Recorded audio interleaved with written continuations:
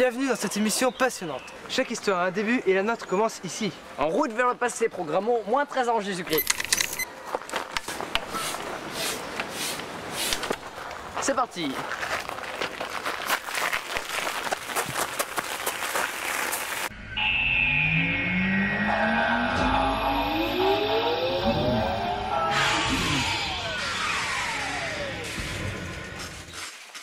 Bonjour, nous sommes en moins 13. Auguste a battu Antoine. Mais il est maintenant le seul au pouvoir. Mais il me semble qu'il est de bon ton de replacer les choses dans leur contexte. Auguste, en réalité Caius Octavius, est né sur le mont Palatin, le 23 septembre moins 63. Mais s'il était palatin, il était quoi? Non, je blague. En réalité, fils de Gaius Octavius et d'Atia, nièce de César, ce qui fait de lui un potentiel héritier. Un petit matin d'automne, alors qu'Octave passe de paisibles vacances en Grèce, à Rome, César ne va pas très bien. Il est même carrément mort, victime de son succès. Lorsqu'Auguste l'apprend, il se rend immédiatement à Rome pour récupérer son héritage que Marc-Antoine s'apprête à lui voler. Arrivé là-bas, il apprend que César, étant son héritier légitime, l'a adopté sur son testament, lui laissant une république à diriger. Âgé de seulement 19 ans, il rejoint Marc-Antoine parti en Égypte pour traquer les assassins de César. Là-bas, il forme le deuxième triumvirat avec Lépide et Marc-Antoine. Mais Octave assassine Lépide, ce qui rend les relations entre Octave et Marc-Antoine très tendues. Ils finissent par se faire la guerre, et évidemment, vous connaissez la suite, Octave gagne et retourne à Rome en vainqueur. À son retour à Rome, il devient le princeps de la République, laquelle ne va pas faire long feu car il désire faire revendiquer ses droits et change ainsi de nom.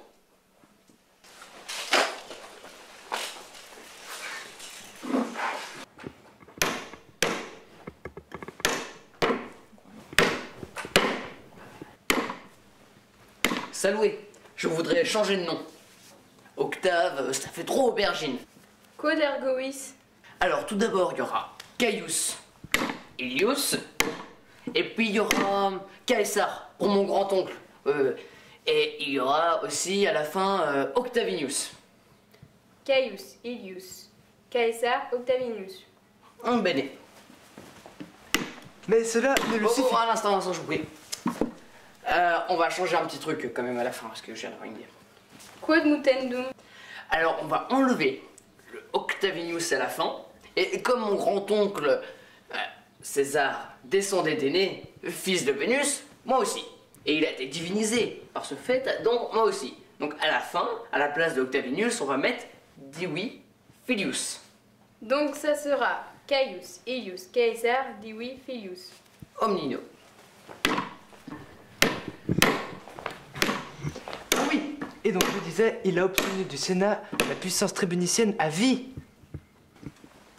Je veux changer de nom. D'accord, quod tamen vis? Alors ça sera Imperator Caesar Divi Filius plus Augustus. Donc, Imperator Caesar Divi Filius plus Augustus? On va rajouter un petit truc. On va rajouter Princeps. Comme je suis le citoyen le plus important de la cité, c'est important de le rappeler. Donc on rajoute Princeps. Donc, Imperator Caesar Divi Filius Augustus plus Princeps. Optimé. Sibi gratias ago, bonam diem. Wallet. Et oui, puisque le Sénat a accordé à Octave la puissance tribunicienne à vie, il a désormais un droit de veto au Sénat et est considéré comme sacré et inviolable. De plus, il a désormais le droit d'avoir le cognomen Augustus, ce qui le rend ainsi sacré, car Augustus avait un sens à la fois religieux et idéologique. Cela signifie noble, sacré, vénérable et consacrer sa mission divine. Or, Auguste va justement placer son règne sous le signe du retour des valeurs traditionnelles, comme le culte des dieux. Il se fait d'ailleurs lui-même Pontifex Maximus. Tout à fait.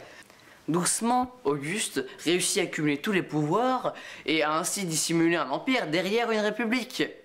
Mais Auguste a des centres d'intérêt bien différents que ceux qu'il affiche officiellement. Salué, Terentia. Salué.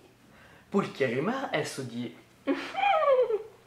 Ça vous dirait de venir apprécier le confort de mes tricliniers dernier cri? Libenter. Comme vous avez pu le voir, Auguste a plutôt les mœurs débridées, tout comme sa fille Julia qui était nymphomane. À tel point que lorsqu'il sera avec sa femme Livy, ce sera elle qui choisira ses conquêtes pour satisfaire ses lubies. Ah oui, qu'y a-t-il? Ça te dirait un petit boulot bien payé? Oui, ma foi, en quoi consiste-t-il? Tu vas à gauche, puis à droite, tu rentres dans la première porte à gauche et mon mari t'expliquera. On te paiera après. D'accord. Ce caractère sera d'ailleurs héréditaire puisque sa fille Julia est réputée pour être nymphomane, alors qu'Auguste tente officiellement de ramener les valeurs traditionnelles de la famille et de la religion avec les fameuses lois juliennes. Tout à fait. Mais Auguste sait comment se faire pardonner. Et oui. Il fait construire un forum, d'ailleurs, le forum d'Auguste. Et il a fait construire et rénover 82 temples. Temple d'Apollon, Temple de Mars Ultor, temple de Jupiter Tonnant, temple de Divangule, temple de Jupiter Feretrius, temple de Quirinus, temple de Minerve, temple des dieux Pénates. temple d'Auguste et de Livy. Ce n'est plus les 12 travaux d'Hercule, on cherche en vrai, mais les 82 temples d'Auguste. Oh là là. Oh là là. Bon, trêve de plaisanter. Où en étions-nous? Oui. Inondé par sa modestie, Auguste déclara même: j'ai récupéré une Rome de briques, j'ai laissé une Rome de marbre. Tout à fait. Ouais. Et Auguste a eu parfois des comportements, disons, suspects. Il a notamment fait exiler sa fille Julia parce qu'elle ne pouvait plus faire d'enfants. Tout à fait. Car évidemment, il se servait de sa fille pour avoir un héritier. Donc tout d'abord, il la maria à Marcellus, mais il mourut. Donc, qu'est-ce qu'il a fait? Il a marié à Agrippa. Faute à pas de chance, Agrippa mourut aussi. Puis il l'a marié au final à Tibère, son beau-fils, qui sera d'ailleurs son successeur. Tout à fait. Et bien maintenant qu'Auguste est arrivé au sommet, il lui faut bien s'entourer. Il choisit donc Mécène pour le seconder dans différentes tâches, notamment les tâches intellectuelles comme les arts ou les lettres. Et c'est d'ailleurs en partie grâce à Mécène qu'Auguste réussit à caractériser son règne par une grappe en flèche des arts, des lettres et de la philosophie. Tout à fait. Et donc cette période sera appelée l'âge d'or culturel.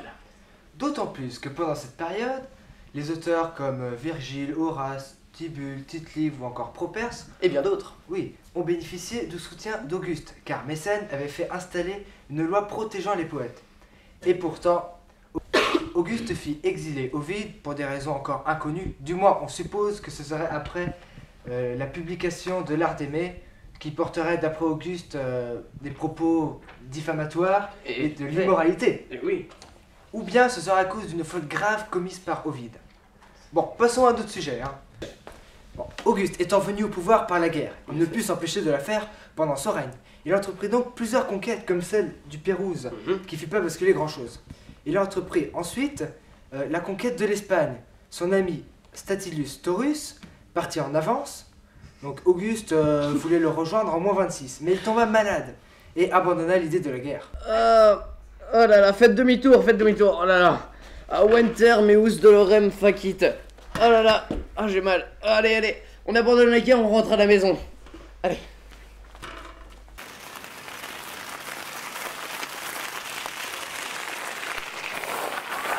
Et voilà, nous arrivons à la fin de notre premier voyage dans le temps.